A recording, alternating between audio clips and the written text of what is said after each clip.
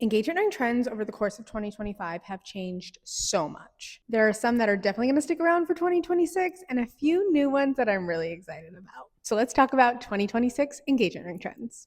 First, and probably my favorite, is going to be sculptural settings. Now, we definitely saw these in 2025, but I would say it was relatively a new trend in the way that it took shape.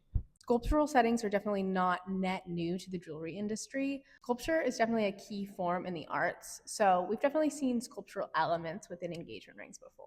The way that we're seeing sculptural settings now is a lot more modern and I think has a very unique approach. A lot of the sculptural settings are really simple. Some are a lot more detailed, but there's so many versions of them, and a lot of them are taking a current approach to engagement rings, but putting that sculptural twist. I'm absolutely so excited to see this trend flow through 2026 and the different ways that it takes form, because I think we are in for a load of beautiful and unique engagement rings. Up next is three stones. Now, if you're saying, Kelly, three stones have been around for forever and are always popular. Now, the reason why I'm calling this a trend for 2026 is not that they're just going to be popular. I think we're going to see a lot more unique side stones in three stones, which I'm really excited about. Traditionally, you think a round, a pear, maybe a taper baguette, which, by the way, I love. We're also going to see a lot of mixing and matching. This means that the side stone and the center stone are not the same. It's really fun to play with these because they can be very complementary while still being different, or they can be heavily contrast, and sometimes that makes the ring pop even more. This next one has always been one of my favorite styles of ring, and that is a bezel. Bezels are well known for their security, which obviously makes them a great choice. But I think the reason that they're going to be a trend in 2026 is the aesthetic. Bezels are so sleek. There's also lots of iterations of bezels and not just one way to do it. A lot of people want to focus on letting their center stone shine, and bezels really do that. They are the frame of the portrait for your engagement ring. Next, we have cluster settings. Cluster settings are kind of what they sound like. It's a cluster of accent diamonds on the side of the band. Sometimes they have a little bit more of a three-stone vibe, and sometimes they lean a little bit more luxe. A lot of people love the sparkle that comes with engagement rings, but they don't want just a traditional pave, or they don't want a traditional three-stone. Cluster settings are a very unique adaptation where you get all of that beautiful sparkle, but you get it in a much more unique way. People want their engagement rings to feel special, and cluster settings, I would say, are a more new and more unique version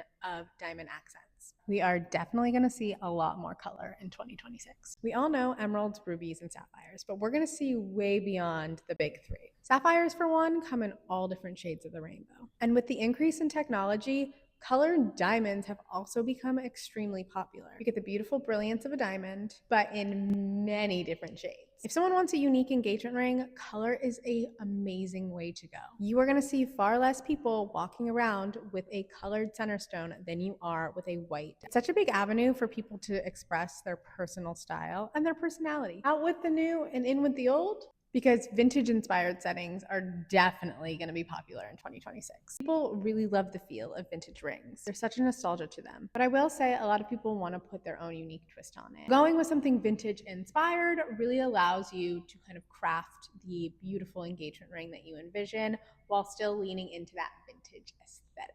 Bold, bold, bold. If you haven't learned anything from this yet, your takeaway should be that people want something unexpected or a little bit different. For so many years, people wanted the thinnest and daintiest ring possible. As style goes, we've been really taking a 180 in 2025, but in 2026, we're going to see even more bold and substantial rings. I'm talking really thick bands. I'm talking metal forward. I remember a time when people wanted to look like there was literally no band and their diamond was simply floating. But now people are wanting a really chunky band. And let's just say it, I'm here for it. Last but not least, and something that I personally own, is a antique cut center stone. In the same vein as vintage inspired settings, people love antique looking things. I could talk about antique cut center stones all day. You're generally going to find not a lot of consistencies between antique cut stones. Each one kind of has their own personality. They were originally cut to reflect candlelight and not modern day lighting, so their facets are a lot